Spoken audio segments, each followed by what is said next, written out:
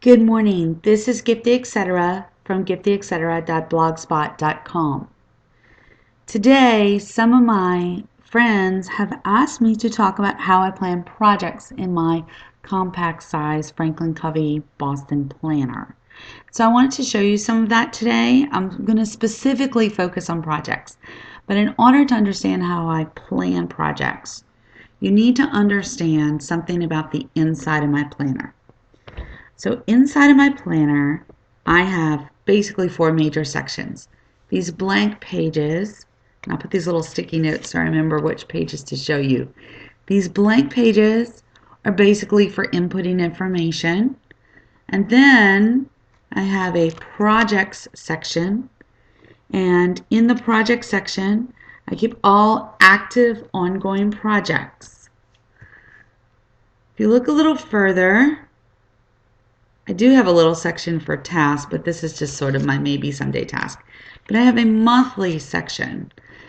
And in my monthly and in my weekly section, as well as my future pages, I'll show you right here, future pages, I keep track of dates, tasks, anything that I need to keep track of on a calendar. And so you can almost think of it as the let me turn to it. The project section, the calendar section, and then in the very back, I have my notes section. And notes are, for me, a lot like a lot of people's ABC files. They're where I file things. I call them my notes because I refer to my files at home that are in a file cabinet as my files. So let's talk about what I do when I'm thinking about starting to plan an event, a party, a work project, a big household renovation project. Anything that I'm starting to plan, the first question is it a project? And I'm going to sort of turn to today's pages. And you see right here I have my daily page, which isn't filled out very much today because I've been out sick from work. So I really need to go and fill that out. And then I have my weekly page right here. And there's a lot of little to-dos on my weekly page. It isn't important what these to-dos are. What's important is that most of these things are not projects. They're just separate little things that I need to take care of. For example, I need to prep fruits and veggies for the freezer. And they're in the fridge, they have to be taken care of today or they're not going to be any good. So that sort of stuff is going to go on my weekly pages. And on my monthly pages, I'm going to have sort of the appointments that I have going on. So those two things are not projects. However, some things that I'm doing take a lot more planning than writing a couple tasks on a weekly list or writing an event in the event pages. And those things are what I would call projects. And so you see I'll turn to my projects index. I just redid this index page. It looks exactly like my old one, except I had so many projects listed that were completed that I was able to scratch through them and just recopy this new list. You'll notice that my list says blog, OLOM Cafe, and birthday. It is not in alphabetical order. I simply list projects as I add them to the projects list. Over here, I made a little index, ABC index, so that I can know where projects are filed here in my planner. And I want to show you how I use this. So if I want to find information about my blog, which is an ongoing active project, because I'm blogging in an ongoing manner, I look under the B's and I find the little tab that says blog. You'll see right here I have a planning page for my blog. If I want to find OLOM, which is where I keep track of the cafeteria volunteers at my kids' school, I can turn and find that information pretty quickly using these little tabs. It's going to be somewhere around the O's, and I'm able to turn right to it. So today we're going to talk about the birthday project because that's just a simple project that I created today for planning my little kid's birthday party. His name is Loki, And if I turn to the B's over here, it's going to be the last thing in the B's because you see it's at the bottom of the list. And I can go ahead and turn directly to that page. Now, one of the big questions I get a lot is, how do you know something's a project as opposed to a note? Well, if you look at the notes section, I do in fact have birthday listed somewhere on here, right here, in the notes section. I have the word birthdays. Those are my old birthday planning pages. When I was planning a birthday party last year or the year before, I kept the planning pages. The reason I did that is because I could use the guest list again. I can often use the menu again. I can make notes of what went well and what didn't. So eventually, this project birthday will become a file or a note. I call them notes. Most people in planner world call them ABC files. But for now, I'm just simply writing down everything I need to remember. You'll see I wrote the date of the party, when I'm going to send the invites. I'm going to start a guest list right here, and for their privacy, I haven't started it yet, but I'm going to start a guest list right here. I have a menu. It's a slumber party, so I have a nighttime menu and a morning menu. Note that over here, I have what I call the box, and the box is where I write the name of the file or the project birthday, and I have little notes underneath it like Loki or what year. Down here you'll see, I don't know if you can quite see it, I have the number 1. That's because this is the first page of the project. As soon as I go into multiple pages, I try to go ahead and number my pages.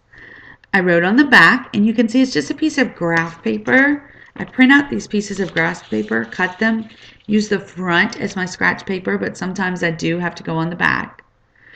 And I have everything on here, a list of the gifts, bunch of tasks that need to be done, a list of where the kids are going to play during the slumber party. I've started a brainstorming of ideas and a note to check Pinterest. Now you'll see that I used a highlight color around things that are tasks. These are tasks that have not yet been written in my weekly pages. They will be.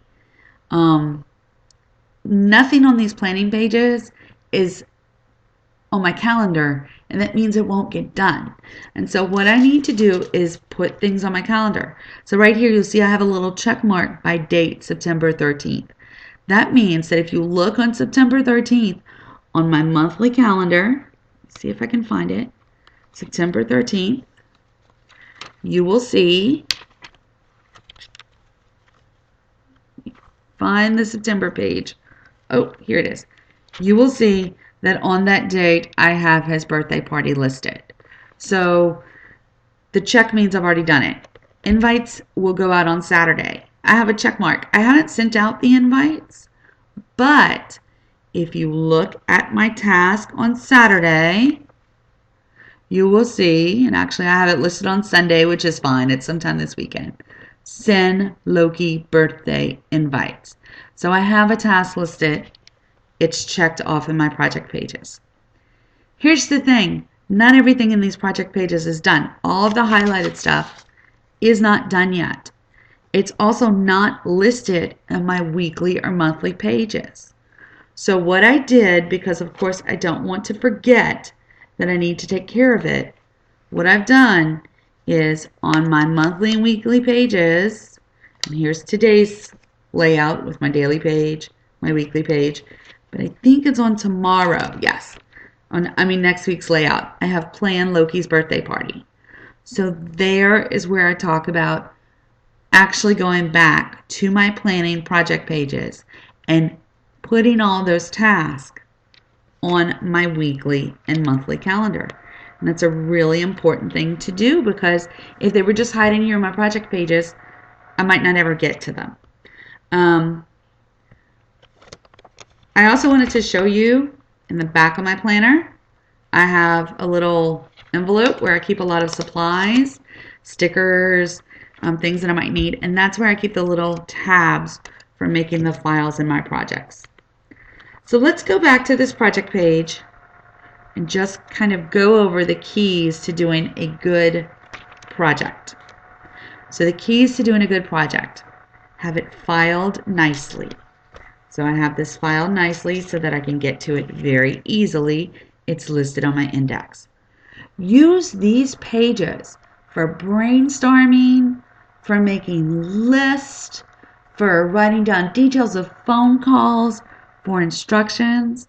And I have a different format each time just because I'm sort of making different kind of lists. So for the cafeteria volunteers that I'm planning, it was just basically a list of dates and things that I needed to do. It was more of a task list. If you look at my blog stuff, I have tons of ideas, lots of notes about when I did post something. I have a general overall plan of what's going on. So each one's a little different. And the reason each one's a little different is because each project is going to need different things. When I do a work project, for example, and I can't show you any of those for the privacy of my employer, but when I do a work project, I will list the steps that I need to take in the research. I will give myself a date for the final product. I'll work back and maybe set some dates when I need things done before the final product is done. So each project is different, but the way that I handle it in my planner is the same. It's only a project if it takes multiple steps and it's something that needs to be thought out on paper. Otherwise, it just goes straight into my weekly and monthly calendar. The other thing is that even if it's a project, all of the date specific items and all of the tasks still go into my monthly and weekly calendar. And when I'm all done, the project will either go into my notes section if it's something that I might need to refer to in the future, or into my actual files at home if it's something that I need to keep track of, or my files at work if it's a work project that needs to be kept track of but isn't something I actively need with me outside of the home all the time. And if it's not something I'm going to need again, it can just be thrown away. If I knew, for example, that this was the last year that I would be planning cafeteria volunteers at my kids' school, I could just throw that away. Because I'm consistent with this system, my planner works. And I always know where to look for things. I'm sorry that I don't have a more structured way of dealing with projects, but it really just depends on the project. And so I have a structured way of keeping track of them. And that is what should be important to you when you're making a plan. Thank you for listening. This is Gifty Etc. at giftyetc.blogspot.com.